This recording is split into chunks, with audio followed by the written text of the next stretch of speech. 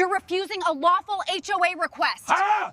You just triggered departmental violations. You can't refuse a lawful directive, Evelyn Crosswell said, voice crisp, chin lifted, clipboard angled like a warrant. Open the door and comply. Her heels clicked once, impatient. The board chair didn't blink.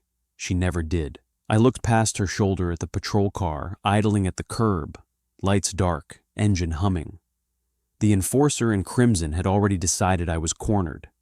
She always did this part first. I'm not refusing, I said. I'm asking who told you this was lawful. The shift came fast. Too fast to explain. I audit municipal authority for a living, I added, calm as a locked gate. And this call crossed a line. If you've ever felt that surge when someone overreaches and you finally see the seam, stay with me and hit subscribe now. My name is Daniel Mercer. I didn't raise my voice. I didn't step aside. I stood in my doorway, the line my father taught me to respect, the line between a home and a demand. The clipboard queen smiled like procedure would do the talking. It usually did. Not tonight. This mattered because my kids were inside. Homework spread on the table we refinished together. Because my wife had watched neighbors cave after fines turned into threats. Because once police become a compliance shortcut, every door becomes optional. The tyrant in heels had learned to weaponize official channels, and the neighborhood had learned to flinch. She tried again. "You're obstructing," the officer of rules said, eyes flicking to the porch camera. "We'll note that." I felt the old heat rise, then settle. I'd seen this pattern across cities. HOAs stretching covenants into commands, hoping uniforms would finish the job. I didn't need to lecture. I needed to hold. "Where are you watching from?" I asked you then. Because what happened next belongs to anyone who's been told a rule outranks the law. Officer Mark Reyes shifted his weight. It was small. A breath held. His hand hovered near the radio, then dropped. He glanced at the address plate, then at me, recognition tightening his jaw. The board chair noticed and misread it as hesitation she could crush. "Officer," Evelyn Crosswell said, sharper now, "this resident refuses compliance. Proceed." Reyes cleared his throat. "Ma'am, we need to clarify the basis of the request." The clipboard queen scoffed. "HOA authority, recorded violation, non-compliance." I didn't interrupt. I let the silence stretch, a procedural pause. The patrol car ticked as it cooled. A neighbor's garage door groaned open down the block, curiosity waking. "Which statute?" Reyes asked. The enforcer in crimson faltered. Not long, just enough. She flipped pages that were never meant to be read aloud. The tyrant in heels had relied on presence, not precision. "This isn't a criminal matter," Reyes said, voice lower now. "And this address," I caught his eye and nodded once. Not a threat, a confirmation. He exhaled. "This address falls outside what we can enforce." The board chair's smile thinned. "You're mistaken." "Ma'am," Reyes said, shoulders squaring, "we might be." That was the moment, the one they don't show you. Authority doesn't shatter, it slips. The officer of rules realized the call put him at risk. The clipboard queen realized her shortcut had witnesses. I closed the door gently, not to end it, but to mark the boundary. The porch light stayed on, the camera kept rolling, and the neighborhood took its first breath. I didn't latch the door. I leaned against it and listened as the curbside engine cut.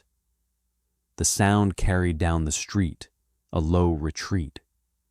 Outside, Evelyn Crosswell recalibrated. The board chair never left without trying to turn the loss into leverage. She pivoted toward the neighbors who had drifted closer, clipboard tucked to her chest like a shield. "This isn't over," the enforcer in crimson announced, volume pitched for an audience. "Non-compliance will be documented." I opened the door again. Not wide, enough. "Document what?" I asked. and under whose authority? The clipboard queen stiffened. She hated questions that required citations. The tyrant in heels had built her reign on momentum. Paper first, pressure next, uniforms last. Tonight, the order flipped, and she didn't know where to step. Across the street, Mrs. Klein paused mid-mailbox, eyes fixed. Down the block, a garage door stayed half open, its owner pretending to rearrange tools. This was how it always began, one house learning it wasn't alone. Evelyn Crosswell turned back to me. "You're encouraging disorder," she said. "The HOA maintains standards." "Standards aren't statutes," I replied. "And maintenance isn't enforcement," she scoffed, the sound sharp enough to travel. "We've done this before," I nodded. "That's the problem." The board chair moved closer, heels clicking again, reclaiming rhythm. "You'll receive notice," the enforcer in crimson said. "Fines accrue daily." I stepped aside so she could see the porch camera's red dot. "Please include the time you requested police intervention for a civil covenant." Her eyes flicked to the lens, then away. The clipboard queen hated records that weren't hers. By morning, the neighborhood group chat buzzed. Screenshots of the patrol car, a clipped audio file, questions stacked faster than answers. The tyrant in heels responded the only way she knew, by widening the net. Notices appeared by noon, yellow slips tucked into doors like warnings. Unauthorized exterior modifications, improper refuse timing, noise beyond permitted hours. The enforcer in crimson had decided to make an example. I walked the block, reading as I went. Same font, same phrasing, same threat line at the bottom. Failure to comply may result in escalation. She'd learned that word played well. At the pool gate, I found Mrs. Klein again, notice trembling in her hand. "They said I could lose access," she whispered. "I'm on a fixed income." "You won't," I said, steady. "Not like this." She glanced over my shoulder. The board chair watched from her SUV, engine running, window cracked. The clipboard queen liked to observe reactions, collect tells. That afternoon, an email blast hit every inbox. Evelyn Crosswell's name at the top, bolded. "Clarification of authority," it read. "The tyrant in heels framed last night as a misunderstanding, then doubled down. The HOA reserves the right to seek assistance from appropriate agencies." Appropriate, vague, dangerous. I drafted nothing. I gathered everything. Photos of notices, timestamps, the audio, a copy of the HOA bylaws highlighting the civil limits she pretended not to see. This wasn't about winning an argument. It was about stopping a pattern. At dusk, Officer Mark Reyes returned alone. No lights, no siren. He stood on the sidewalk this time, hands open. "I wanted to check in," he said. "There's chatter." I met him at the edge of the driveway. "About misuse?" He nodded. "About risk." The clipboard queen's SUV idled again. Evelyn Crosswell leaned forward, watching. The enforcer in crimson expected Reyes to restore the balance she preferred. He didn't look at her. "Ma'am," he called, voice carrying, "we'll need any future requests to include statutory basis." Her smile froze. The neighborhood exhaled together. Not relief, resolve. The tyrant in heels had shown her hand. And once you see the trick, you stop clapping. Officer Mark Reyes didn't cross the curb right away.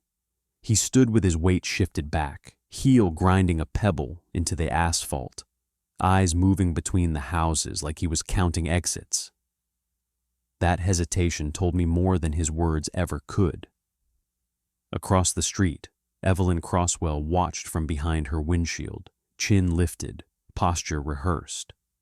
The board chair believed stillness was dominance. The enforcer in crimson believed silence would force compliance. Neither understood what uncertainty looked like on a cop who knew he'd been pulled into something wrong. Reyes cleared his throat. His hand hovered near his radio, then dropped. Fingers flexed, relaxed, flexed again. "I'm not here on a call," he said, careful. "Just following up." "Following what?" I asked, keeping my voice even. "Procedure or pressure?" His jaw tightened. He glanced toward the clipboard queen's SUV, then back to me. The tyrant in heels had positioned herself perfectly, close enough to intimidate, far enough to deny involvement. Reyes shifted his stance again, shoulders angling away from her line of sight. "I reviewed the dispatch notes," he said. "They weren't specific." "That's one word for it." He nodded once, small. "Another would be incomplete." The board chair stepped out of her vehicle, heels first, then the rest, of her authority. "Officer," the enforcer in crimson called, smile thin, "we appreciate your diligence."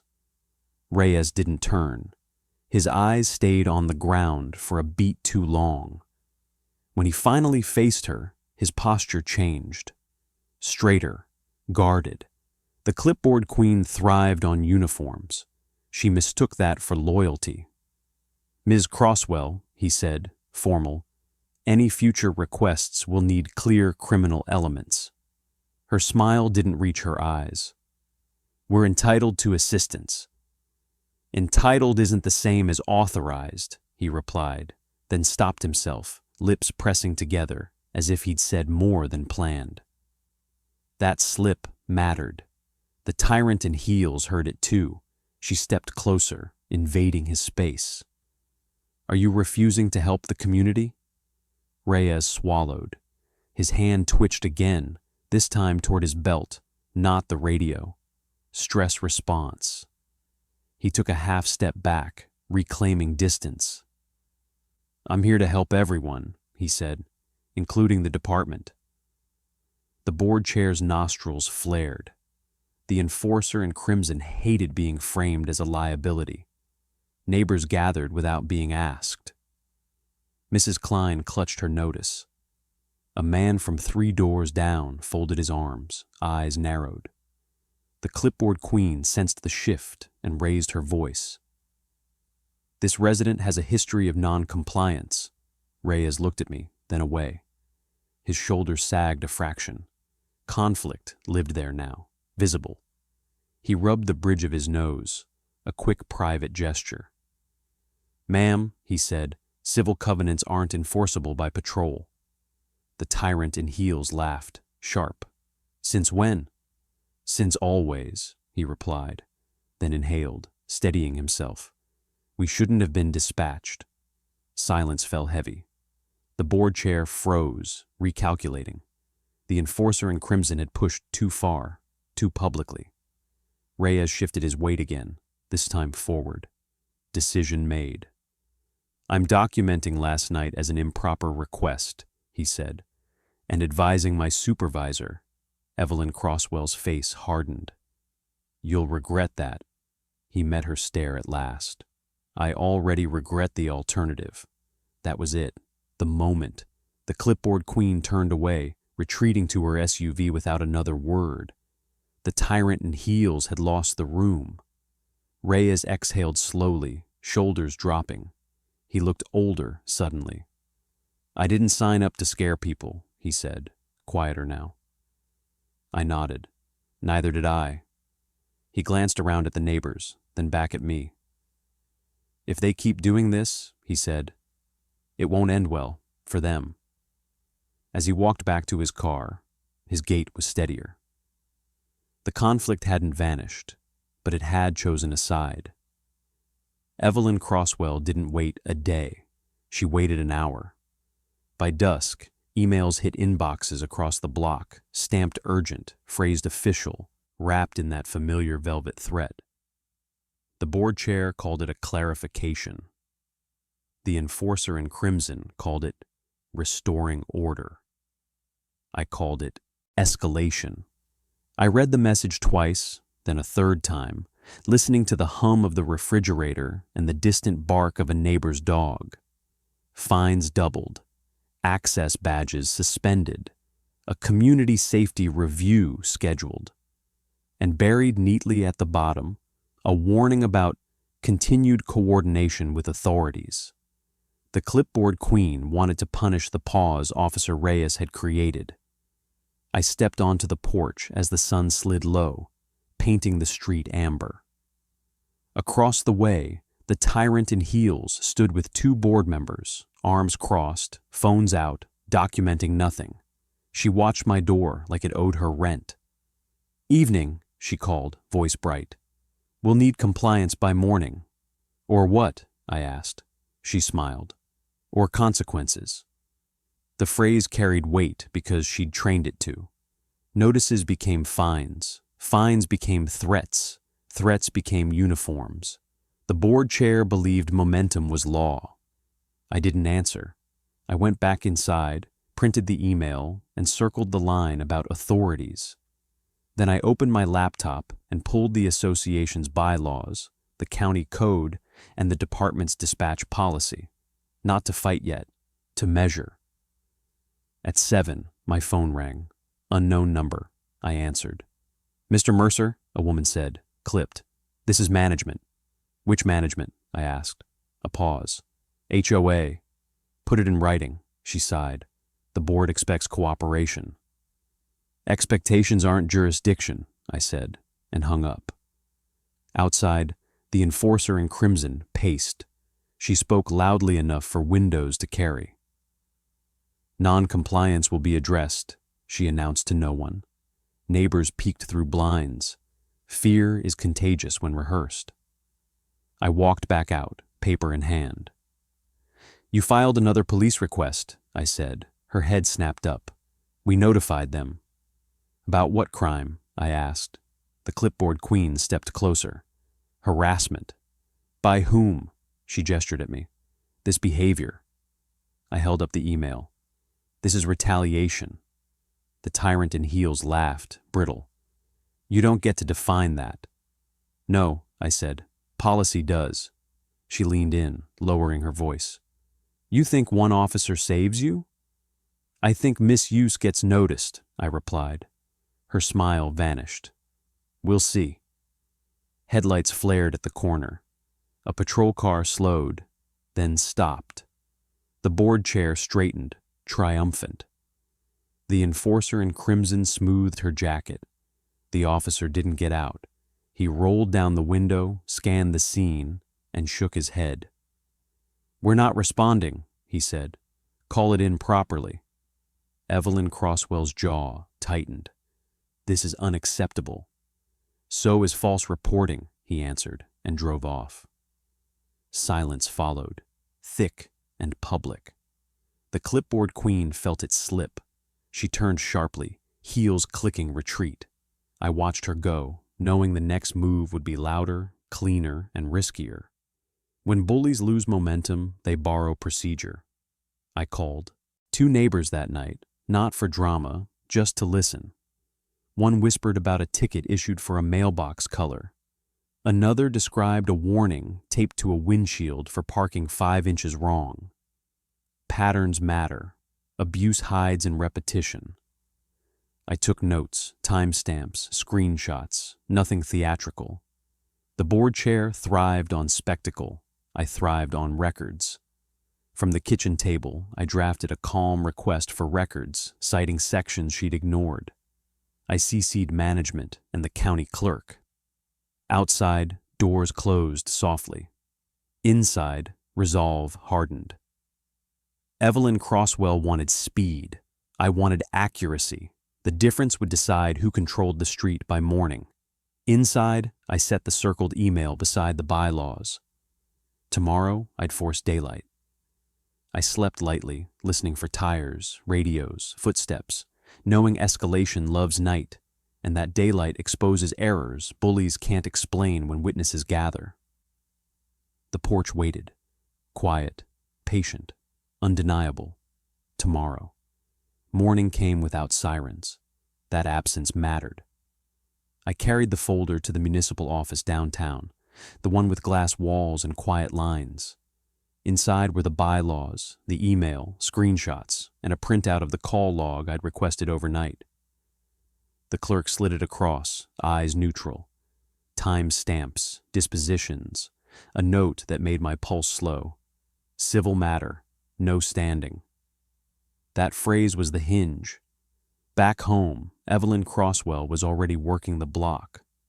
The board chair moved with rehearsed confidence, stopping at driveways, offering reassurance. The enforcer in crimson promised resolution. I watched from the sidewalk, not interrupting, letting the performance finish. At my door, the clipboard queen squared her shoulders. "You escalated," she said. "You did," I replied, holding the folder. "Twice," she scoffed. "We're within our rights." "Show me where," I said. The tyrant in heels waved a hand. "Our counsel agrees." "Counsel doesn't grant standing," I said. "Law does," she stiffened. "You're not a lawyer." "I audit compliance," I answered. "I read boundaries." I opened the folder and pointed. "Your request cited obstruction. There was none. You cited safety. There was no hazard. You cited authority. You don't have it." Evelyn Crosswell leaned closer, voice low. "Police respond when we call."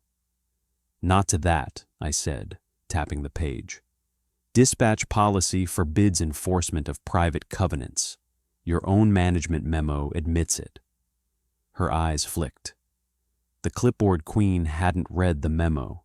I stepped aside and let two neighbors see the page. Not theatrically, just enough. Murmurs replaced certainty. The board chair recovered, fast. "This is harassment," she said loudly. "No," I said. "This is correction." By noon, an email went out, retracting the morning's threats. It blamed miscommunication. It promised a meeting.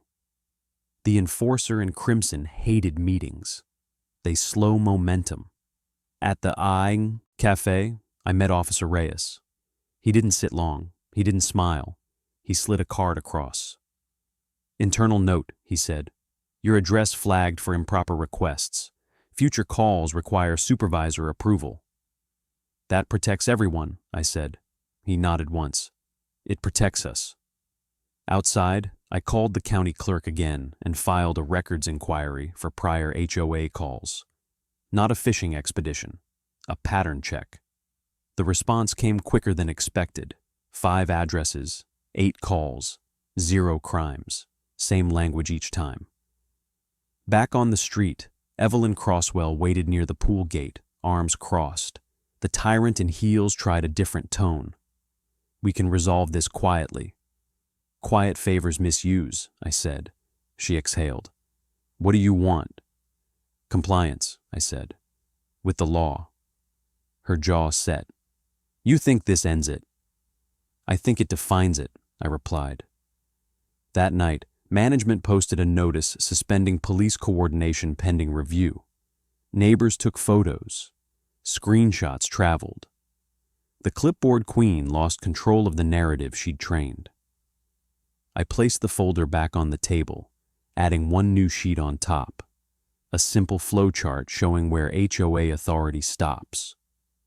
Tomorrow, I'd bring it to the meeting she couldn't cancel. Accuracy had teeth now, and Evelyn Crosswell knew it. Sleep came late. I replayed the porch, the page, the pause.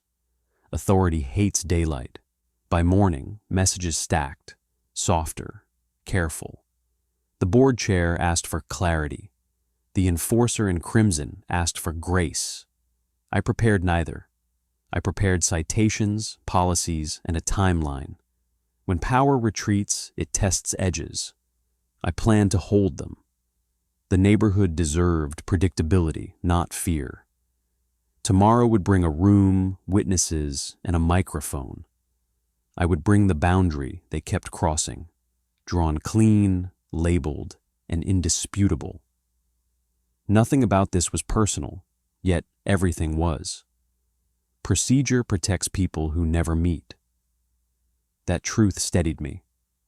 I closed the folder, set an alarm, and waited for the knock that would come without uniforms, because rules had finally caught up. I knew the next move would be paperwork, not pressure, and that difference would decide who spoke first at the meeting. The meeting notice hit inboxes before sunrise, sterile language masking urgency. I read it twice, then a third time, listening to the house wake. Coffee hissed, a door closed, stakes sharpened. This wasn't about emails anymore. It was about precedent walking into a room. Evelyn Crosswell arrived first at the community center, heels clicking, posture rehearsed. The board chair smiled for cameras that weren't there. The enforcer in crimson placed folders with practice symmetry. I took a seat near the aisle, not the front. Power prefers angles. When the clipboard queen began, she framed safety. She framed cooperation. She framed authority as inevitability. I let it breathe. Then I stood and asked a single question about standing. Silence, stretched. The tyrant in heels answered with a deflection, citing counsel again. I asked for policy numbers. She had none. Officer Reyes entered late, uniform crisp, eyes cautious. He didn't sit beside Evelyn Crosswell. He chose the back wall. That choice mattered.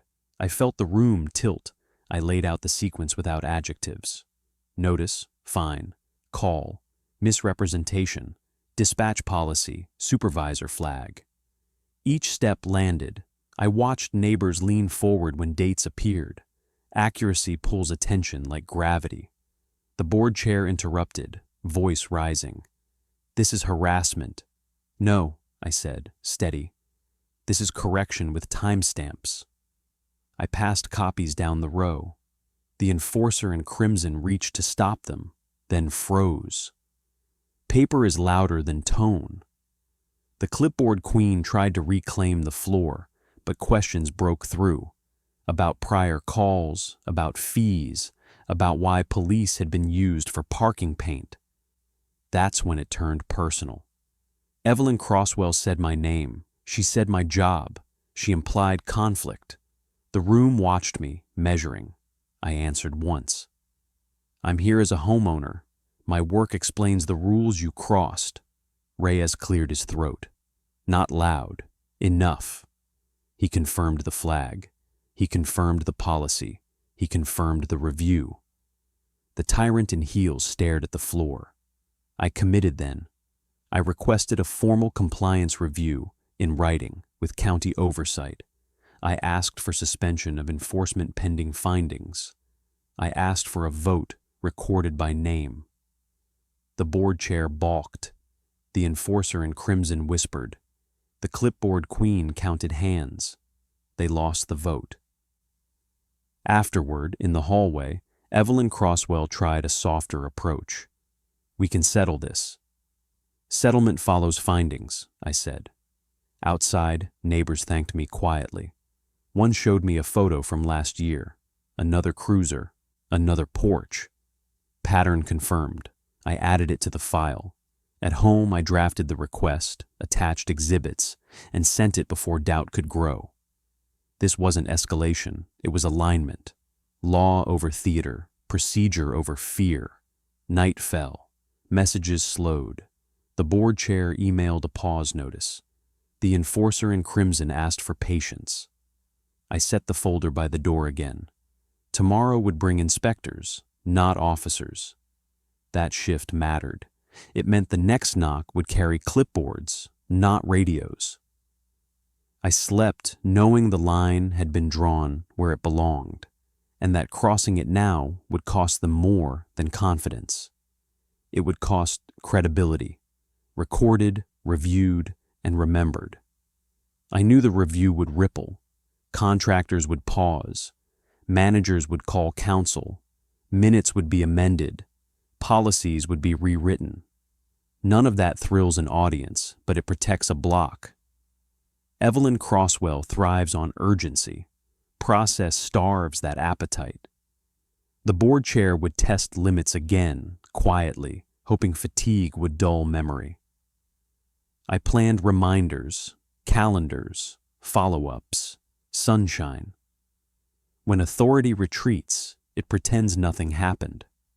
I intended a record that refused amnesia. By choosing procedure, I chose endurance. By choosing daylight, I chose witnesses. And by choosing patience, I chose a victory that couldn't be reversed by volume or uniforms, only respected by time. The next days would prove which leaders valued law over leverage, and which folded when scrutiny replaced spectacle. The answer arrived sooner than expected. The call came from a blocked number just after dusk. I didn't answer at first. I listened to the house settle, the tick of cooling pipes, the distant bark that meant routine still existed. Then the phone buzzed again. I answered. Officer Mark Reyes spoke quietly, as if the walls might learn his cadence. He asked if we could talk somewhere neutral, not the station, not my porch, somewhere with chairs that didn't belong to anyone. I suggested the diner by the overpass, fluorescent lights, laminated menus, neutral ground. When I arrived, the board chair was already there in spirit. Evelyn Crosswell's influence lingers. It teaches people to whisper. Reyes sat with his back to the window, hands folded, eyes tired. He didn't order coffee.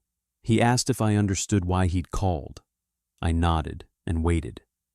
He started with policy. Then he stopped himself. He took a breath and spoke like a person. He said the call notes didn't match the dispatch category.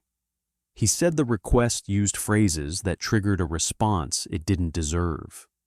He said this wasn't the first time Evelyn Crosswell had used that language. The enforcer in crimson had learned which words unlocked doors. I asked what he could share. He slid a folded page across the table.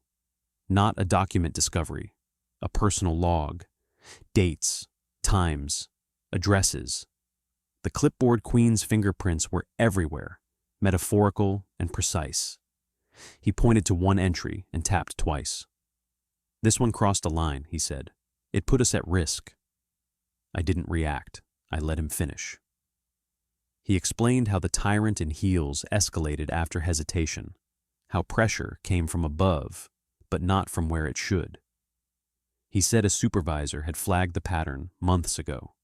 He said nothing changed because no one pushed it past discomfort. He looked at me then. You did. I asked why now. He looked at the counter, the sugar packets, the reflection that made two of him. Because I don't want to be used again, he said. And because if this goes wrong, it won't just be you. He offered to provide a statement, limited and factual, describing misclassification and internal warnings. He couldn't advocate. He could attest. That was enough. I told him the review would protect him if it stayed clean. He nodded, relief flashing and fading. Outside, rain began without drama. I drove home and found an email waiting. Evelyn Crosswell had sent a clarification. The board chair apologized for confusion and asked for a private meeting. The enforcer in crimson CC'd counsel. The clipboard queen attached a revised notice. Too late. I drafted a timeline that night, integrating Reyes's log without exposing him. I framed it around risk and policy, not personalities. I requested interviews. I requested training records. I requested call audits. Each request narrowed the hallway until there was nowhere left to posture. The next morning, a neighbor knocked. She'd seen the cruiser last year. She'd been afraid to complain. She handed me a screenshot of a message from the tyrant in heels, instructing her to let the officers handle it. Pattern confirmed again. I thanked her and added it to the index. By noon, the county acknowledged receipt. By afternoon, the board chair posted a notice suspending police referrals. Evelyn Crosswell didn't sign it. The enforcer in crimson did. That fracture mattered. That evening, Reyes texted once. "Statement ready." I replied with a single word. "Proceed." When night returned, I stood at the doorway and felt the boundary hold. Not because I'd raised my voice, because someone inside the system had chosen truth over comfort. Confessions don't always come with drama. Sometimes they arrive as a folded page and a tired voice asking for a table that belongs to no one. That's when leverage becomes law and fear starts to lose its vocabulary. I didn't sleep much after Reyes sent that message. I didn't need to. Momentum has a sound when it's real, a low hum that keeps your mind moving even when the house is still. By morning, I'd built the framework.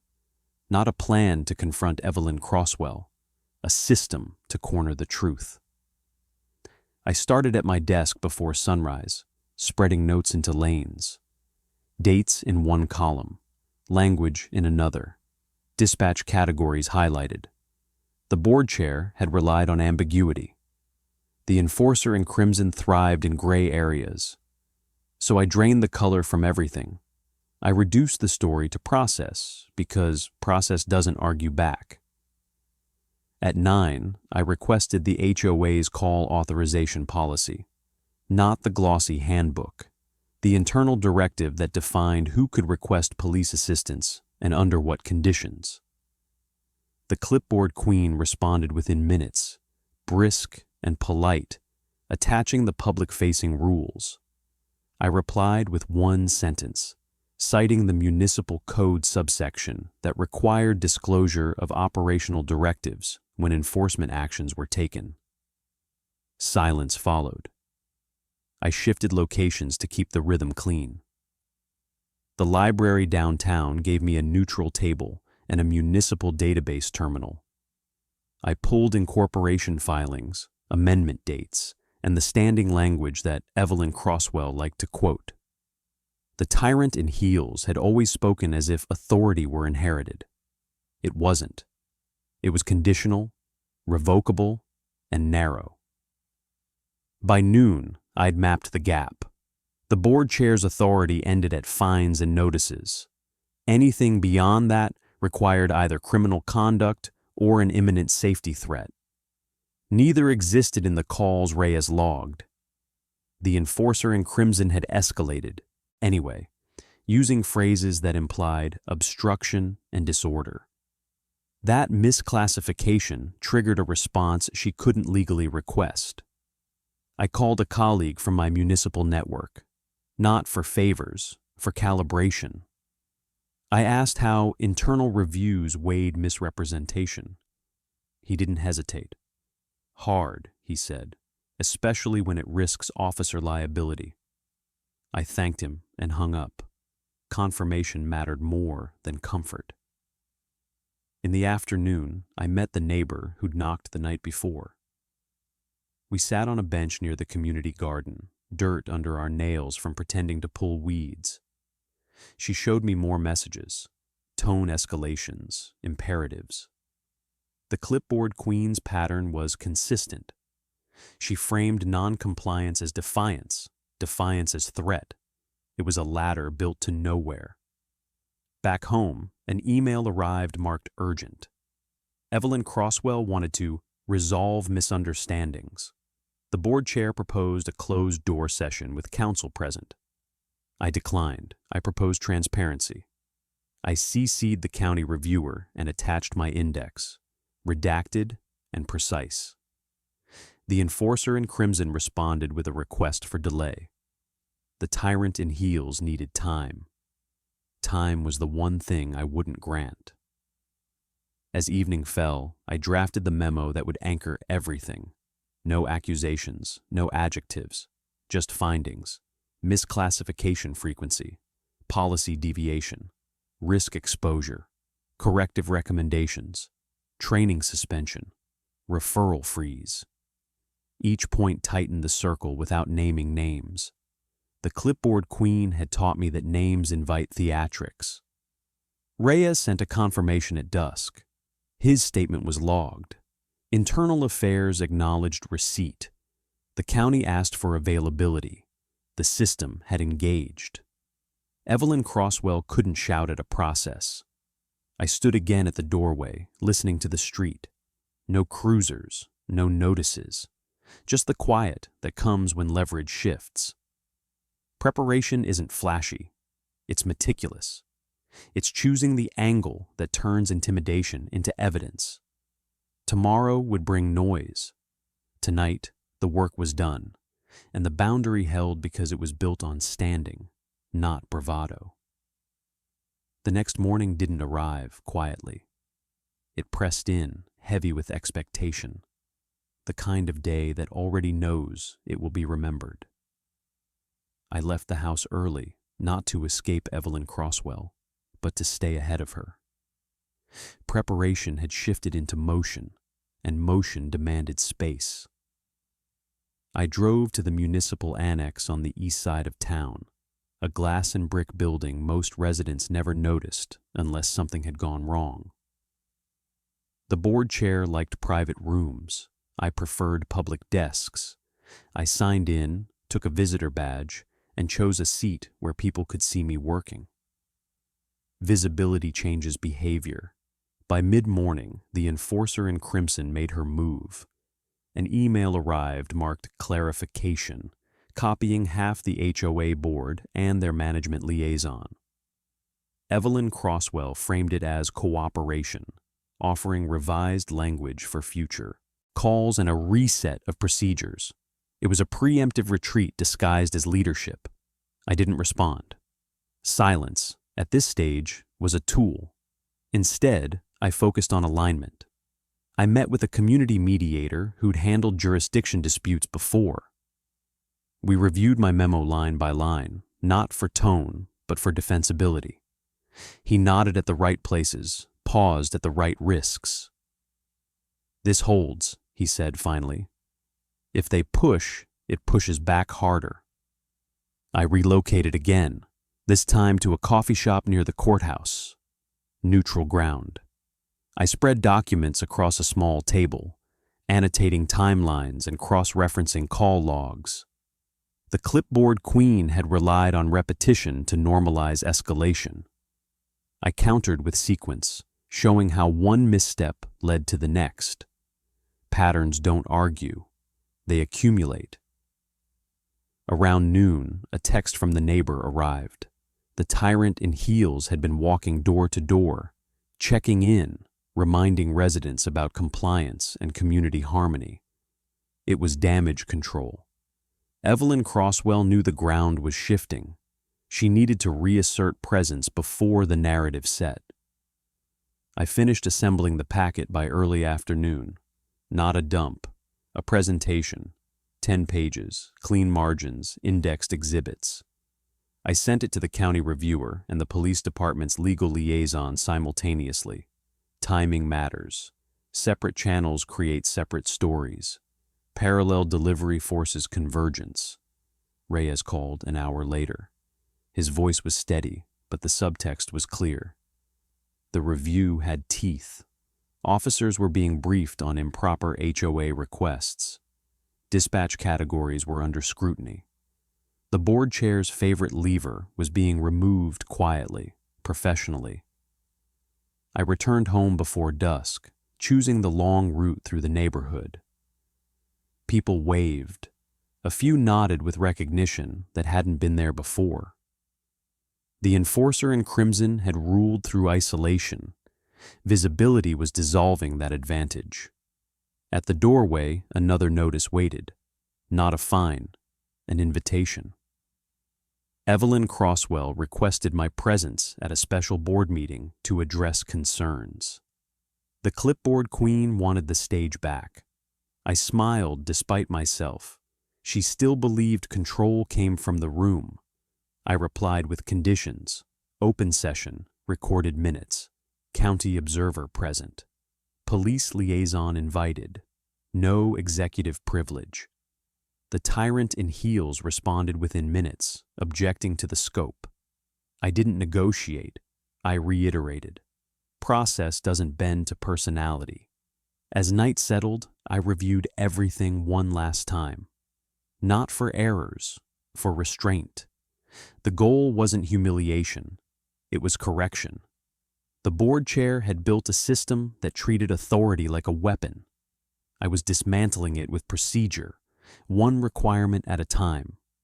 Tomorrow would be public. Tomorrow would be uncomfortable.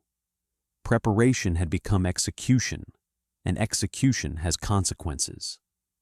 Evelyn Crosswell could still choose dignity, or she could force the system to choose for her. Either way, the groundwork was set, the lines drawn, and the outcome no longer belonged to intimidation. It belonged to standing. The meeting was scheduled for 7, but the room filled by 6:30.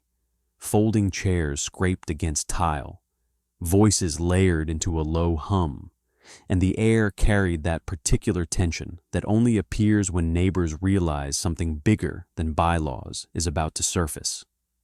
I took a seat near the aisle, not hiding, not performing. Preparation had already done its work. Evelyn Crosswell arrived last. The board chair wore crimson again, deliberate, unmistakable.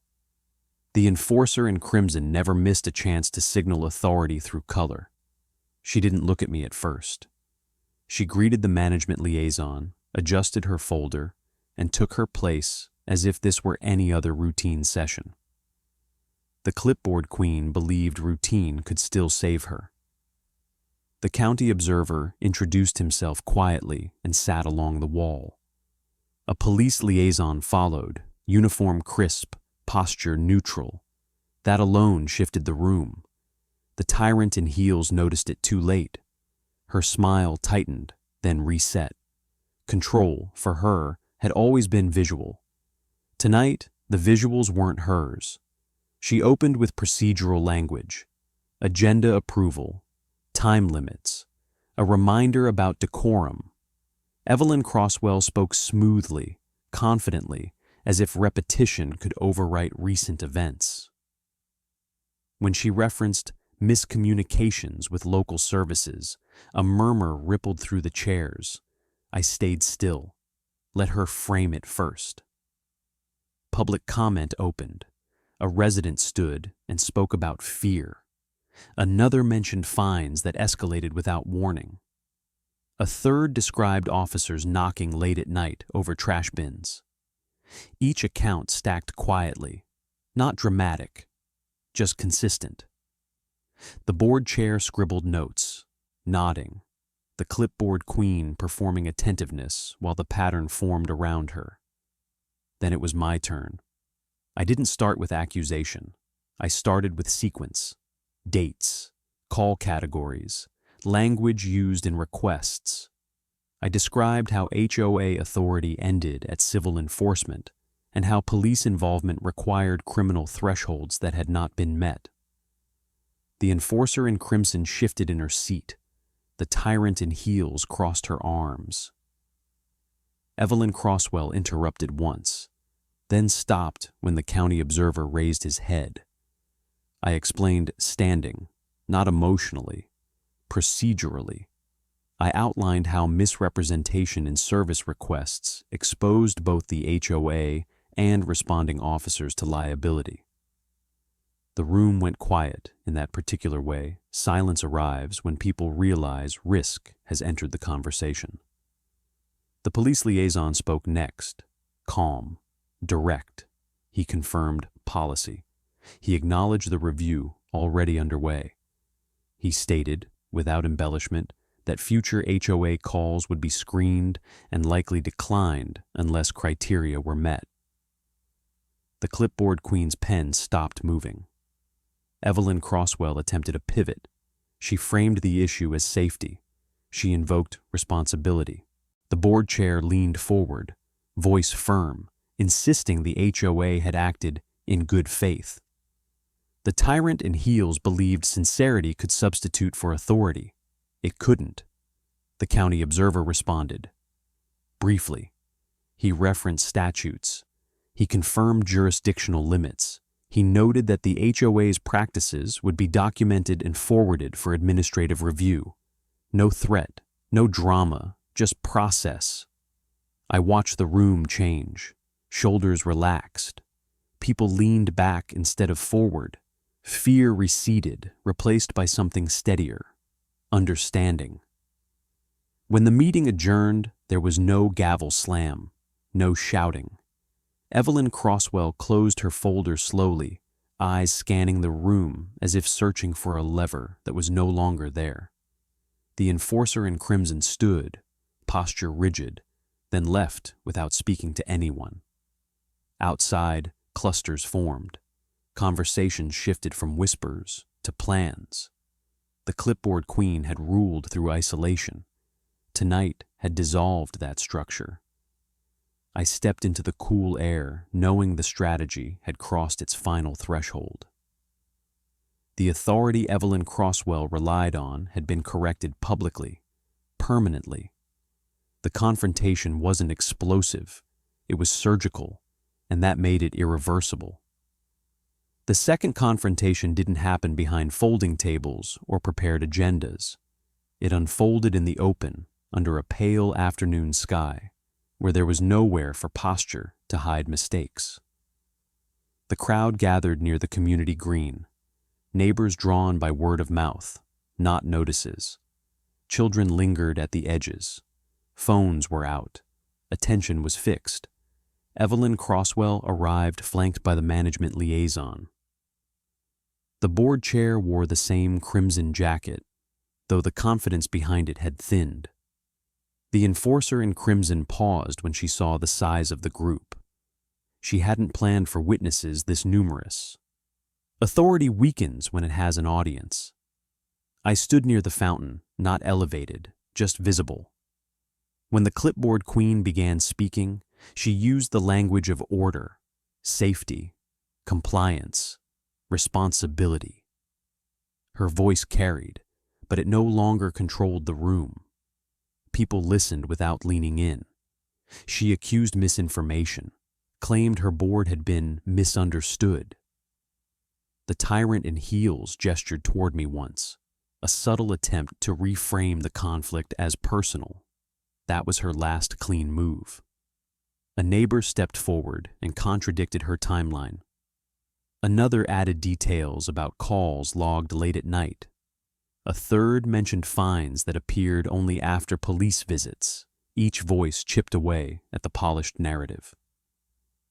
Evelyn Crosswell interrupted twice, then stopped. The enforcer in crimson realized interruption now looked like panic. A patrol car rolled up slowly. Not lights, just presence. Officer Mark Reyes stepped out, posture careful, eyes scanning faces. He didn't approach the board chair first. He came to the center, where everyone could hear him. He explained the department's position. Calmly, he stated that prior HOA requests had been reviewed. He clarified that the community was not subject to criminal enforcement for civil rules. He acknowledged errors without assigning blame. The crowd absorbed every word.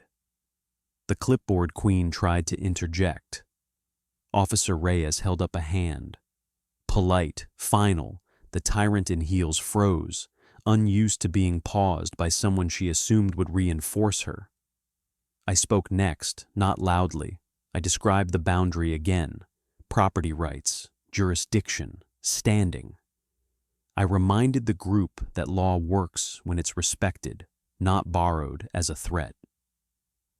The board chair stared past me, jaw tight. The enforcer in crimson had lost the room.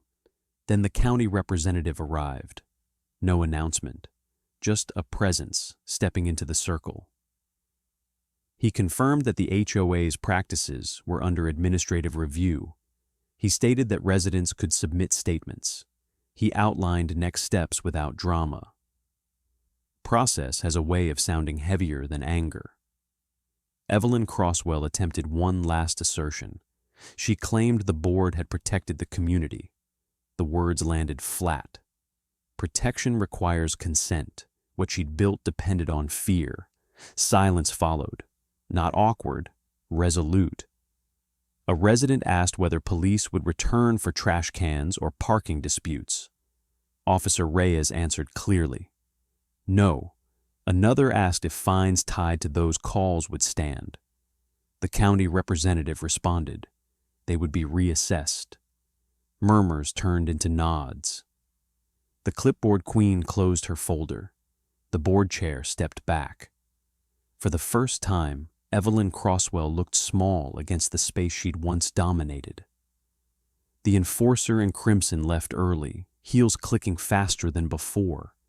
As the crowd dispersed, conversation shifted toward cooperation.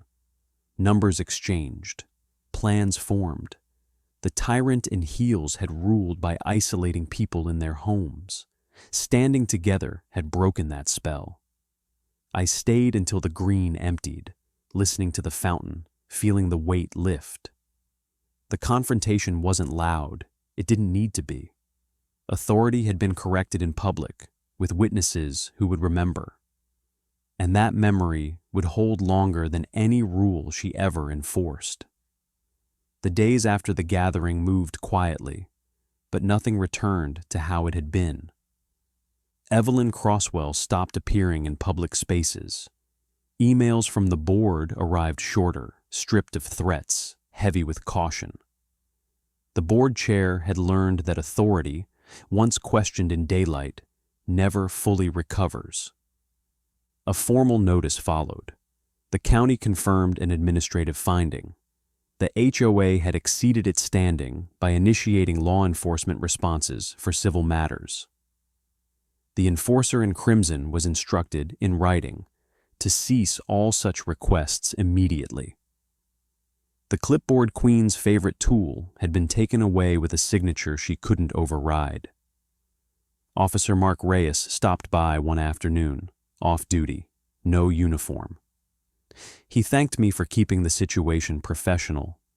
He admitted the call, had rattled more than one supervisor. The tyrant in heels had nearly dragged the department into liability. That realization had traveled fast through internal channels. The board chair attempted one final maneuver. Evelyn Crosswell sent a letter announcing a temporary leave for personal reasons. No apology, no admission, just distance. It didn't matter. The structure she relied on had shifted. The rules she once wielded now pointed back at her. Neighbors began meeting without fear, not rallies, conversations.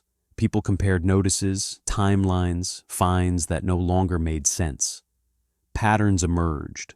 The officer of rules had depended on silence. Once that silence broke, the math changed. The HOA management liaison resigned quietly. Another replacement arrived with a different tone. Meetings opened with reminders about scope and limits. Words like jurisdiction and standing entered the vocabulary. The board chair's shadow still lingered, but it no longer dictated movement. At home, the doorway felt different. The threshold that once framed confrontation now felt settled. My family noticed it too. No more glances through the blinds. No more tension when a car slowed outside. The house returned to being just a house, not a line of defense. I filed one last report, not as a complaint, but as documentation. The kind that lives in records long after personalities fade. It outlined what happened, how it happened, and why it couldn't happen again. Systems don't change through anger, they change through memory. Evelyn Crosswell never contacted me again. The enforcer in crimson avoided my street. The clipboard queen's reign ended not with shouting, but with procedure. That was fitting. She had believed process belonged to her. In the end, it belonged to everyone. The neighborhood changed in small ways. Children played longer. conversations stretched across driveways. People understood something important. Authority works best when it's visible, limited, and accountable. Fear had been replaced with clarity. If you've ever felt that quiet pressure from someone misusing power, remember this: you don't need to be loud, you need to be precise. Boundaries matter, and when they're respected, communities breathe easier. If you want more stories of homeowners standing up to HOA tyranny, hit subscribe right now, share your story in the comments, and let me know where you're watching from. I closed the door that evening with a steady hand. Not because the fight was dramatic, but because it was finished. The house stood where it always had. The law stood where it belonged. And the lesson would outlast every rule Evelyn Crosswell ever tried to enforce.